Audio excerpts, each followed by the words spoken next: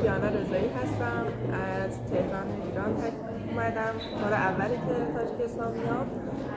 خیلی در مورد فرهنگ و آداب و رسوم نوروز در تاجیکستان شنیده بودم و بسیار مشتاق بودم که حضور پیدا کنم در این فستیوال نوروزی. الان هم در افتتاحیه فستیوال نوروزی در شهر دوشنبه بودیم.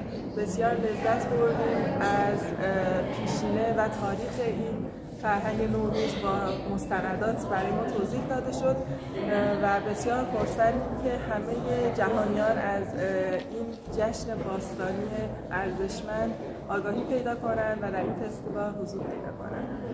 اینجا بیشتر توجه میکنند به نوروز و مردم بیشتر شرکت میکنند در جشن‌های نوروزی، در خیابون‌ها، پارک‌ها و خیلی خوشحال‌تر، سرزنده‌تر، بیشتر دولت و شهر توجه میکنه. المان‌های نوروزی بیشتر دیده میشه در نقاط مختلف شهر و این خیلی خوشحال کننده.